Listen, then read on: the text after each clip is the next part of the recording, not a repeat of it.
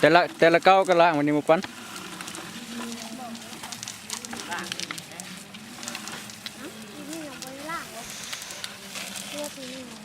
ล่างเลย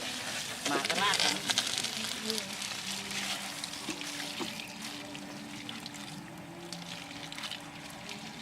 มาทางที่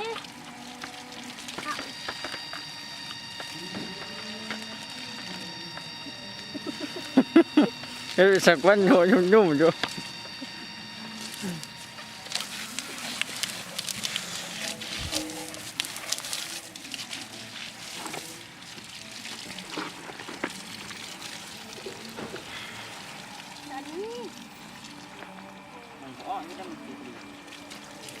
มีลีนบ่ในใส่หมังครับนี่เดี๋ยวนี้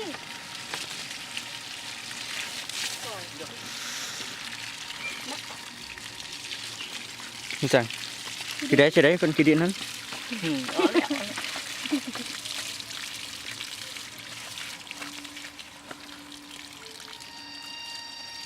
ซ้ายเดียว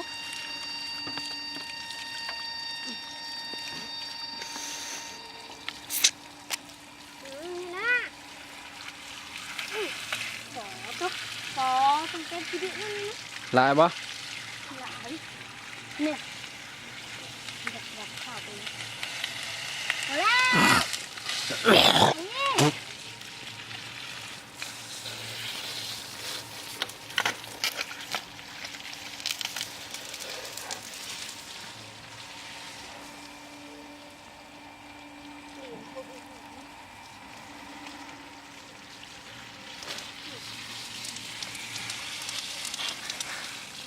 บ้านตัวนี้ยังไม่รอด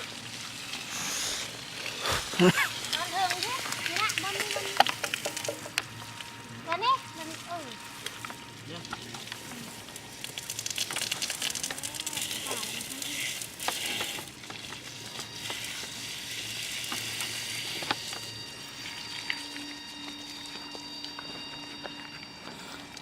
เอาสลายใส่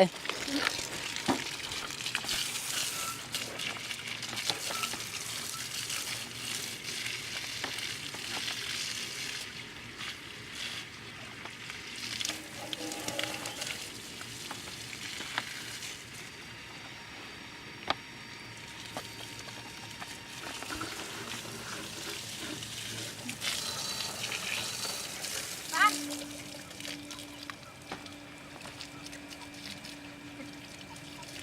เลือกไปนะ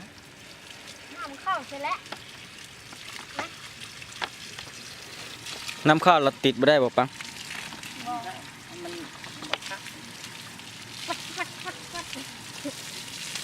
ไปเห็นใช่บ่ตัวน้ำข้าวหัน รถกันแล้วเขาลงทุ่งเขากันเตะ ลง เพิ่มมาลืมนะเขางานนั่นนะ ข้าวลงจนจำจักมันนี่โอ้ มาไม่ได้ ปลา จำเป็นไม่รู้ แล้วเฮ็ดในได้วันนี้ห้ามบ่บิดบ่มันขึ้นนะเขาใส่ตินเหล็กนี่ ว่าติงยางบางทีก็ขาบางทีเขาเมื่อยฟ้ามันมือฮะนำหลาย โอ้ปังขับเป็นบ่ปังนี่กะขับเป็นบ่ บอก ไทยได้ซะ เคยขับ ฮะ เคยขับที่ไหน รถไทยนี่ได้ ไทยได้บ่ บ่เลี้ยวว่าอันแกเด้อเขาป๋ามันเลย โอ้มันบ่ได้ตามขนาดวะ บ่ใส่อันตำให้หนานี่แหละ อืม น้ำกี่ดิเนี่ย สิได้กี่เดือนหั่นออกแล้ว กำลังออก สิได้เดี๋ยว บ้านเอามาโจกออกไปนี่โกย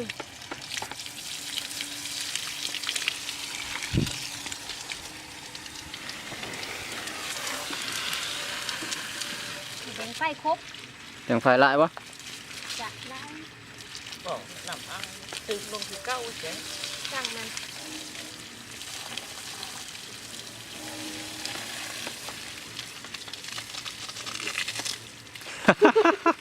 ฮ เอ้าอย่า ฮ่าฮ่าฮ่าฮ่าเฮ้อเฮ้อเฮ้อนั่น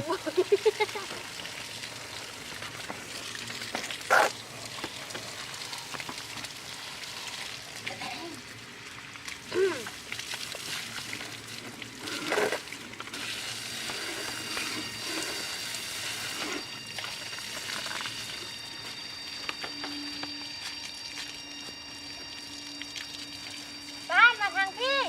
เบิ่งนั่นจ้ะพี่น่ะโอ้นี่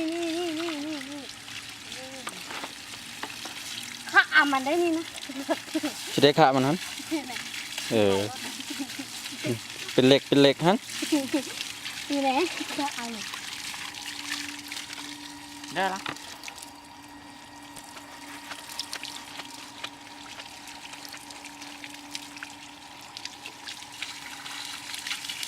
มันบอกอ๋อ ไปสั่งมันอันนะ บ่ฮู้ โขงมันละวะปันใช้ความโขงลิงลมแล้วมันเป็นอะไรเด้อ โอ้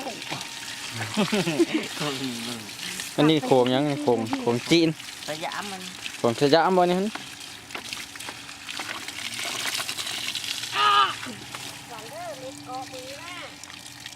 อันนี้บ้านมาเร็วออกแล้วโอ้มันเขาไม่คำพอแล้ว มันจ้า เอาอย่างว่ามา เจาะยังกระบอกใส่แฟบสีล้วน แซ่บพอดเบิดแล้วบ่แม่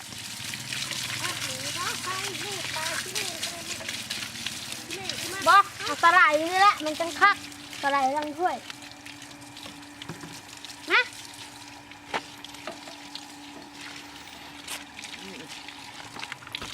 อันนั้นมันเด้จ้อยอันบนอันขับมันเด้อันนี้ฮุกแล้วบ่ ฮุกระดับฮุกขอบบนเด็กนะปั้นขมันข้าวนี่ไม่ใช่หรือมันข้าวไม่นี่ดักมันข้าว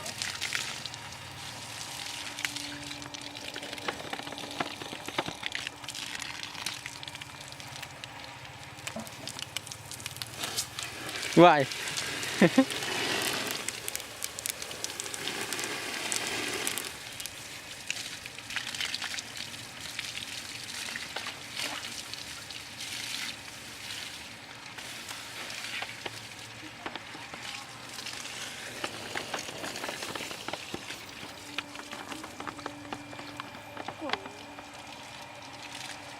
น้ำบ่แห้งเนาะ